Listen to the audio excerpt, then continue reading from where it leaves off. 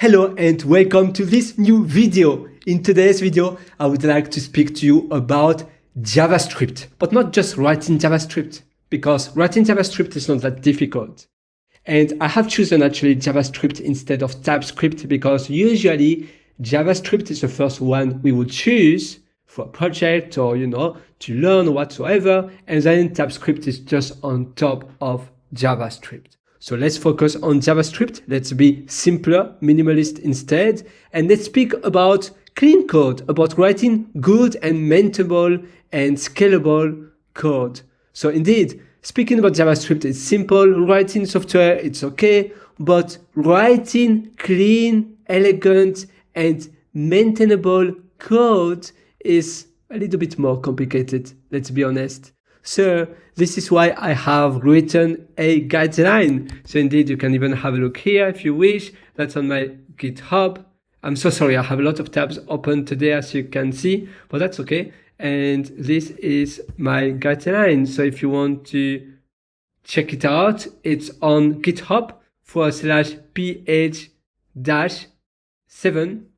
And then you would have, ph7-7. And there, you will be able to go to repositories, and there, if you click on good JS code, you will find it. Amazing. So there, I speak, or I would say I share with you my knowledge and especially my point of view of writing maintainable, clean, elegant, and scalable code for the long term in your code base. So let's have a look here. This is a little bit easier to see. I use bear not in this case. And I'm using like the focus mode just to see the editor. If you're interested to, you just go to view and then you select which one I did. Show editor only. Show only editor. All right. So the one thing, what's the one thing? You may wonder, what is it? Well, it is simple. It's just writing one thing. A function should only do one thing. If it doesn't do, that means you should probably refactor your function. So as you can see here, one thing, neat and clean, is regular user. Is it a regular user or not? So for doing that, we have to check if it's not an admin. That means it's a regular user. For instance, that's just a simple example. I could probably have written something like includes and then name, probably admin. Yeah, that was actually fine. And then probably config dot affiliate username. Maybe the example is not really the best. And here, of course, we need the exclamation mark, or we can do false there. If it's false, it means it's a regular user. So what we need to check if that the user doesn't have a admin username or affiliate username. In our case, we are fine with that. So, all right, here we are. So there you see, it did quite a lot. So that condition, that if condition has user.name and user.name is not admin and username length is greater or equal to 5 characters. Here we have one function there, and then another one is eligible name that will check everything. And that way we can share the functions for other purposes. It's like Lego, we can have one Lego. It's like a bricks. So the Lego bricks, you have one brick, and basically this is one brick. That's one brick. That's one brick. And then we just assemble the two bricks there for its eligible name. And if later on I have those functions stored in a utility file, I can reuse them anywhere in my code base, or I can even publish them on a NPM package, for instance, a private NPM package just for my company, instead of having to reduplicate again and again the same logic, the same code. And if one day I find a bug in one function, I will have to change all over the place. No, don't do that. Just one single function to be reusable. If there's a bug there, or if you find an improvement for performance, you just change one single place instead. So that's really important. All right, so it's eligible name, it's regular user, and then it's valid name length. And here, that's to retrieve the name of the user. And so you will check if the name is eligible or not. And I should actually say, when writing a function, remind yourself that it should ideally do only one simple thing. Think about what you have already learned concerning the comments. Or maybe that one should be below the comments. Yeah, I believe so. I will just move it later on. The code should say everything and not the comment. The code should be self-documenting. So the code should document what it does. So self-describe code. And no comment should be needed. Splitting the code into a small readable function and reusable portions of code will drastically make your code readable and eliminate the need to copy paste the same piece of code just because it hasn't been properly moved into reusable functions class. Think about Lego bricks. Your functions are pretty similar, or should be pretty similar. Perfect. All right, so that's about the one thing principle. Now let's have a look about the comments. Here we are. Don't comment what it does, write what it does instead. You see, that's very important. Good example. This one is readable. That was a bad example, bad practices, because there, you see, we have comments, but those comments don't have to be there. And usually when we change our code, when we refactor, we tend to not update the comment because as a developer, we tend to not really read the comments. So I have seen that so many times when I do code reviews. My peer mates, they are really good, my teammates, but they are not updating the comments. So here I would change the logic there and I will forget to update the comments. And me too, I do that. So that's why you shouldn't write comments. Instead, refactor your code to have your code to be self-descriptive instead. Remember, your job is to write efficient and meaningful code, not endless comments. That's pretty painful. And it's also painful as a dev to write comments. No devs, usually we don't really enjoy writing comments. And after we have to maintain the comments, it's something extra to maintain. If you only have self-descriptive code, you don't have to think about anything else. And I mentioned that here, self-descriptive, I think, okay, it's always more rewarding and requires less time or less effort, I should say. Yeah.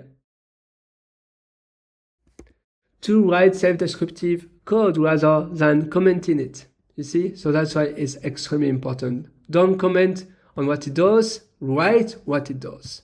Very important. So here, it's another principle.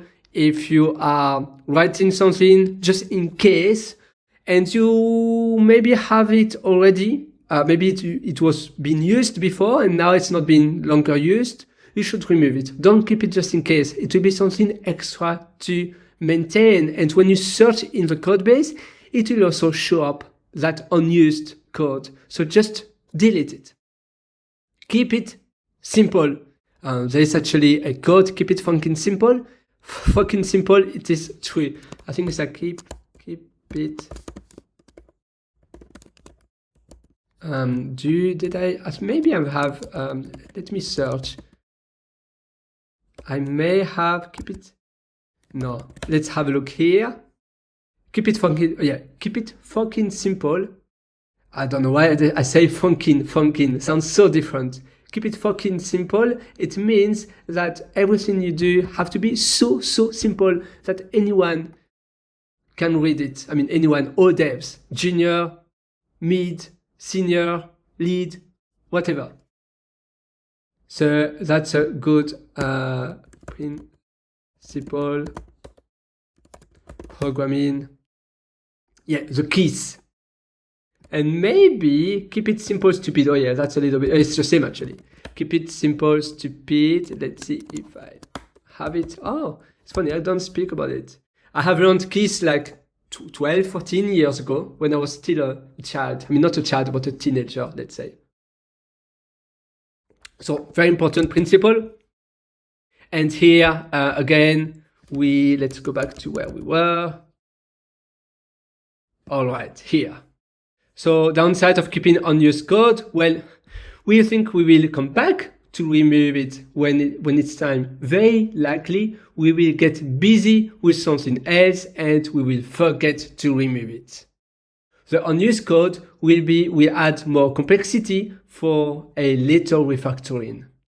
Even if unused, it will still show up when searching in our code base. That's what I was saying, in our code base, which adds more complexity, harder to find what we need, and so on. For new developers joining the project, they don't know if they can remove it or not. So it will never be removed. And then the senior ones that know what that code is, they will leave the company, and the newer developers, they're still doubting if they can remove it or not. So it will be there forever. And it will be unused forever, you know? And maybe so most of the devs, at the end of the day, they will not even understand what that function really does. And so if they need a similar logic, they will create a very similar code function, at least that will do the same outcome, that will do the same result. So we have two different functions that do the same thing. Two similar functions that do the same thing. Does it make sense? No, it doesn't. So if you want to keep your code base neat, don't do that. Again, I may sound a bit radical, but it's extremely important to maintain your code base in the long term. I really want to be nice here. Like, it's very important because on your Git history, you will always be able to cherry pick that removed function if you need later on. You just do git cherry pick the git hash that did remove the function, and we just restore it. I mean, from the previous git commit before the one you removed. So or you just copy paste. That's fine too. So it's very easy. You just search the function where that function was introduced, and then you git cherry pick, or you copy paste, or whatsoever, if you really need it. But if today you don't need it, today is today, tomorrow doesn't exist, so just remove it. All right, so minimalist code, that's also very important. Coding in a minimalist way is the best pattern you can follow. Yeah, it's so true. Less is more. So simplicity over complexity always wins. Each time you need to create a new feature or add something to a project, see how you can reduce the amount of code. Your job is not adding code. No. Your job is just solving problems, is to fix issues because maybe those issues were introduced because of bad code base. And so your job is like thinking of how can I make it better? So always problem solver. Basically, you are a problem solver. You are a wizard. How can you make it better? You have been hired for that as a problem solver, not as someone who writes, dummy code, like pieces of code. No, that's like a code monkey. You are not a code monkey. Each time you need to create a new function or add something there, like I said, you can reduce the amount of code. See how you can do that? There are so many ways to achieve a solution, and there is always a shorter and cleaner version, which should always be the chosen one. Think twice before starting to write your code. Ask yourself what would be the simplest, and the most elegant solution I can write now for this feature. So for the feature, I can maybe write something that could be shared, but with maybe twice, like less amount of code. I can use some specific operators given by TypeScript or by ES9 or, something else. I can use the optional chaining operator, this one.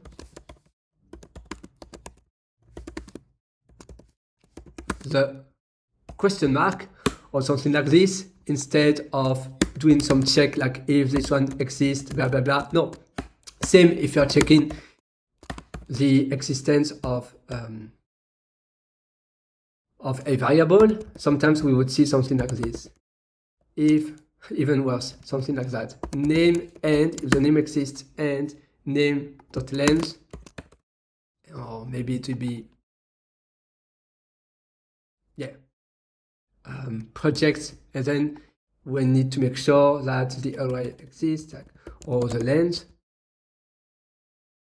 and then we would see more than one, greater than 0.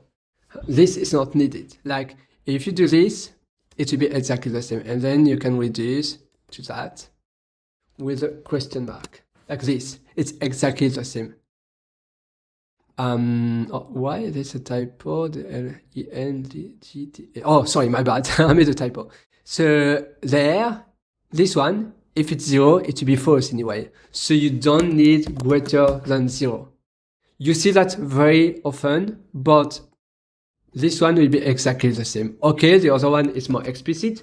We know that we want to make sure the length is greater than 0, at least 1. But this one, if it's 0, it will be false anyway. Because when you make a condition, 0 is similar to false. All right. So that's something you can make it simpler, for instance. Each time you need to create a new feature or add something to a project, see how you can reduce the amount of code. It's the third time I'm repeating myself, but it's so important. So you always have to make sure that you have the best solution, and that's also your job. Not just writing a solution, but also writing the most efficient solution. Okay, you aren't gonna need it. So you are not going to need that piece of code. Don't spend time and resources on what you might not need. You need to solve today's problem today. You have to solve today's problem today and tomorrow's problem tomorrow. That's it. All right. And the last chapter for today, because after it will be slightly different.